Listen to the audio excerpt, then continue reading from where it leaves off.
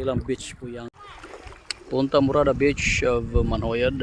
Andito po tayo guys. Kitang kita natin dito yung Liwi Island ng Bais. Sa part tayo ng Manhoyod, pero magkadikit lang ito halos guys. Yung Manhoyod, lalong lalo na yung White Sandbar. Kasi nandun yun sa Puntano. Kampuyo Manhoyod po ang sakop nun. At saka Bais, kaya magkadikit yung mga yan.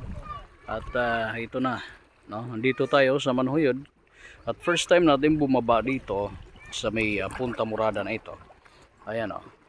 So maganda dito kasi meron silang lifeguard.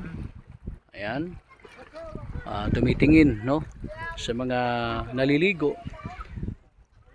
Sabi nung isa sa ating nakausap na ginawa nila yon para maiwasan yung problema, kasi minsan nakakalimutan na ng mga magulang yung mga bata, lalong lalo na pagka nagtutulakan at di maiwasan yung problema.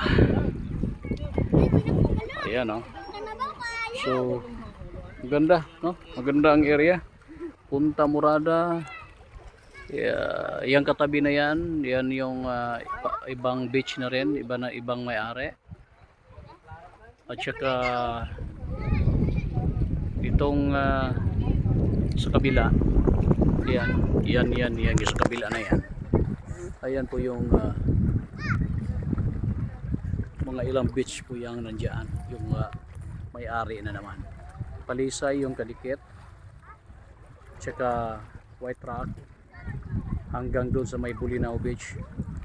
Tuloy-tuloy na yan hanggang doon sa may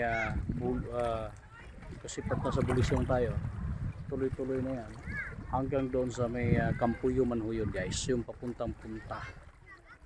Okay, meron pa dyan Sea Breeze, meron pa dyan yung isa, nakalimutan ko tuloy yung isa dyan, na isa rin sa mga pinupuntahan, no?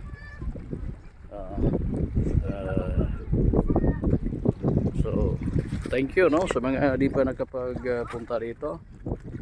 Pwede kayong pumunta dito para sa inyong paliligo, ngunit kailangan din ng karampatang pag-iingat, lalo na kung meron tayong mga kasamahang mga bata guys.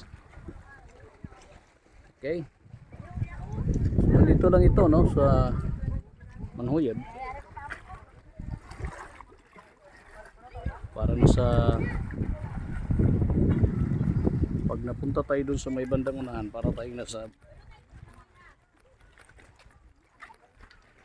Sikihor pa rin. Sa mga di pa nakapag-subscribe guys, please subscribe naman sa ating YouTube channel, like Jim5 TV. Huwag niyong kalimutan na i-click yung ating notification bell. Thank you and God bless.